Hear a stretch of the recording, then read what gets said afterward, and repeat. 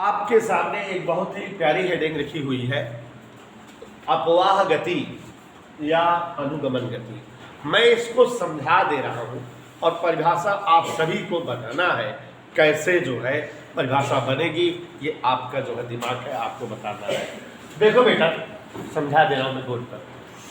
अगर मैं कोई आपके सम्मुख एक चादर लूँ, धात्विक चादर, कोई प्लेट, कोई धातु की प्लेट लो,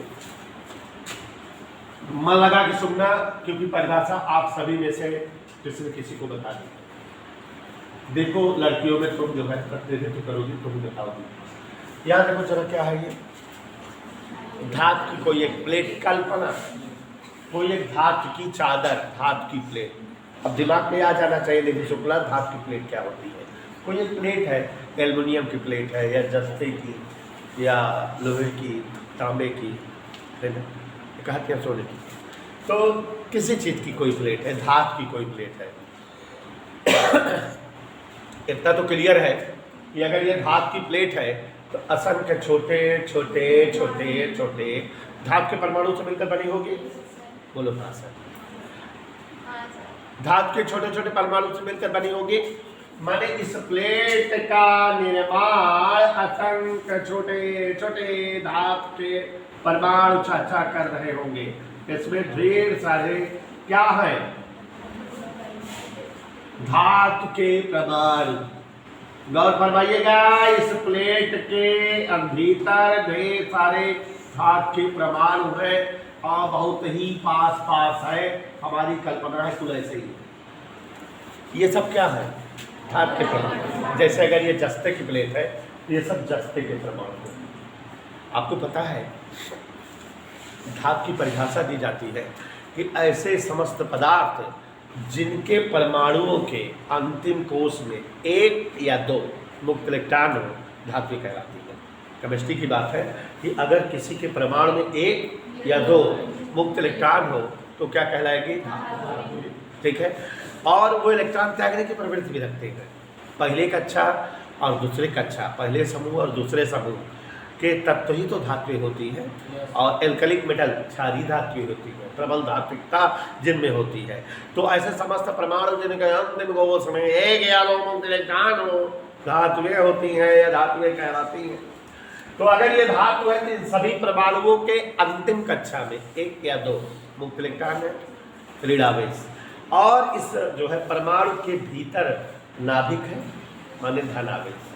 तो ये जितने परमाणु हैं सब में दो चीजें हैं ना, क्या क्या, परमाणुओं में नाभिक होगी धनावेश के रूप में और मुक्त इलेक्ट्रॉन होंगे ऋणावेश के रूप में। दो ही चीज तो है। फोटो दिखाई दिया, ये क्या लिए है, कोई धातु की कोई एक प्लेट है और ये सब क्या है, उस धातु के परमाणु। परमाणुओं के भीतर सुहाना जी क्या है, नाभिक। नाभिक माने धनावेश, नाभिक मतलब, और बाहर मुक्त इलेक्ट्रॉन होंगे। दो ही चीज तो है, समझ में। अब अगर हम इसको विद्युत स्रोत से जोड़ दे, बिजली दे, ध्यान दीजिएगा परिभाषा आपको बनानी है। सम्मुख को एक धातु की प्लेट है, असंख्य छोटे छोटे छोटे छोटे छोटे छोटे परमाणु से मिलकर बनी। इसमें असंख्य धात्विक परमाणु है, उस धातु के परमाणु है और हर परमाणु के भीतर नाभिक रूपी धनावेश है और मुक्त इलेक्ट्रॉन है अंतिम कक्षा में। अब हम इसको विद्युत स्रोत से जोड़ दिए, बोले तो हम इसको वैद्युत ऊर्जा दिए। तो आप समझ रहे हो महविश की दीदी, अगर हम इसको वैद्युत ऊर्जा दे रहे हैं तो सारे परमाणुओं को वैद्युत ऊर्जा मिलेगी। और ये वैद्युत ऊर्जा सबसे पहले कौन पाएगा, परमाणु अवशोषित करेगा वैद्युत ऊर्जा, तो उसके मुक्त इलेक्ट्रॉनों को ऊर्जा मिल जाएगी। और मुक्त इलेक्ट्रॉन की कहानी होती, ऊर्जा बाहर से जब मिलती है तो अपनी कक्षा छोड़ करके, और जब किसी पदार्थ से इलेक्ट्रॉन निकल जाते हैं, इलेक्ट्रॉनों का चले जाना धनावेश, तो धनावेशित हो जाता है। तो जब आपने विद्युत ऊर्जा की सप्लाई की थी, जितने के जितने परमाणु हैं सबसे क्या निकल गया, इसके कक्षाओं से मुक्त इलेक्ट्रॉन निकल गए। तो ये सारे के सारे परमाणु अब जो है क्या हो गए, आवेशित हो गए। माने अब इन परमाणुओं को हम धनायन या स्थिर आयन कह सकते हैं। क्या कह सकते हैं? क्यों? क्योंकि जो है इनसे इलेक्ट्रॉन निकल गए हैं और ये धनावेशित हो चुके हैं। इलेक्ट्रॉन निकल के आए कहाँ है? यही जो है बिचवा में, जो स्थिर आयनों के बीच में खाली जगह है, इसी में आके भर गए। ये करिया करिया पॉइंट जो बना रहे हैं, दीज आर मुक्त इलेक्ट्रॉन जो निकलिंग फ्रॉम परमाणु व्हेन देइंग विद्युत ऊर्जा। बात समझ में आई? तो ये धातु की प्लेट किससे मिलकर बनी थी? धातु के परमाणुओं से। आपने क्या दिया? और जब विद्युत ऊर्जा दिया तो हुआ क्या? परमाणुओं से कौन निकल गए? अब परमाणु क्या बन गए? धनायन या स्थिर आयन। और इनके बीच की रिक्तता, इनके बीच के वैकेंट प्लेस, खाली जगह में कौन आकर चक्कर करने लगे, गत करने लगे? मुक्त इलेक्ट्रॉन। इतना समझ में आया? साइंटिस्टों ने देखा कि ये जो मुक्त इलेक्ट्रॉन है, जो इनके बीच खाली जगह है, ये जो गति कर रहे हैं तो शराबी तरल लहर मारते गति करते हैं। मतलब जैसे मुक्त इलेक्ट्रॉन चले लगे, एक स्थिर आयन निमुल बात, एक स्थिर आयन बात गए, भिड़ गए नहीं। फिर उसके बाद जब ऐसी धक्का पाए तो फिर इधर भिड़ गए, इधर भिड़ गए। मतलब ये जो मुक्त इलेक्ट्रॉन है, ये पहले गति करता हुआ गया, किसी स्थिर आयन से टकराया, फिर उसके बाद वो वहाँ से निकला तो इधर टकराया, यहाँ से निकला तो इधर टकराया, यहाँ से निकला तो इधर टकराया, यहाँ से निकला तो इधर टकराया, यहाँ से निकला तो इधर टकराया, यहाँ से निकला तो इधर टकराया, यहाँ से निकला तो इधर टकराया, यहाँ से निकला तो इधर टकराया। ऐसे देखो जरा, मुक्त इलेक्ट्रॉन स्थिर आयनों के मध्य के खाली जगह में स्थिर आयनों से लड़ते लड़ते लड़ते लड़ते गति कर रहे हैं। दिखाई दे रहा है? मतलब कि इस धातु की प्लेट में स्थिर आयनों के मध्य की रिक्तता, वैकेंट प्लेस, खाली जगह के बीच में मुक्त इलेक्ट्रॉन की गति देखो। स्थिर आयनों से लड़ते हुए गति कर रहे हैं कि नहीं? स्थिर आयनों से टकराते हुए गति कर रहे हैं। एक और खास बात नोटिस करो, जब ये स्थिर आयनों से टकराते हैं तो इनके गति की दिशा बदल जाती है। कैसे? देखो, ये मुक्त इलेक्ट्रॉन इधर जा रहा था कि नहीं? इधर जाना चाहिए था, लेकिन जब इससे टकरा के फिर इधर जाने लगा तो टक्कर के बाद गति की दिशा बदल गई कि नहीं? जा इधर रहा था, जाने इधर लगा। परिमाण भी बदल जाता है। जैसे धीमे जाके वाला था तेज चले लगा था, या तेज वाला था धीमे हो जाता है। दो चीजें बदल गई है, गति की दिशा भी और गति का। समझ में आ रहा था? मुक्त इलेक्ट्रॉन यहाँ से चला, इससे लड़ा, इधर जा रहा था, लड़ने के बाद इसकी गति इधर हो गई, दिशा बदल गया, फिर इधर गया, दिशा बदल गया, इधर गया, दिशा बदल गया, इधर गया, इधर गया। गति की दिशा लगातार बदल रही है, परिमाण भी बदल रहा है। तो अब यहाँ पर समझो, धातु की प्लेट है, प्लेट के भीतर क्या है? स्थिर आयन। अब तो हम स्थिर आयन बोलेंगे। स्थिर आयन के बीच में क्या है? खाली जगह। उस खाली जगह में कौन गतिशील है? कैसे गति कर रहा है? स्थिर आयनों से टकराते हुए। हर टक्कर के बाद उसके गति की दिशा और उसके गति का परिमाण बदल रहा कि नहीं? इसको पूरा लाइन देकर बोलो, लैंग्वेज देकर। किसी धातु की प्लेट के स्थिर आयनों के मध्य मुक्त इलेक्ट्रॉनों का स्थिर आयनों से टकराते हुए इस प्रकार गति कि प्रत्येक टक्कर के दौरान उनके गति की दिशा और गति का परिमाण बदलता रहे, तो इस प्रकार की गति को अनुगमन गति या अपवाह गति या ड्रिफ्ट मोशन कहा जाता है। इधर क्लियर?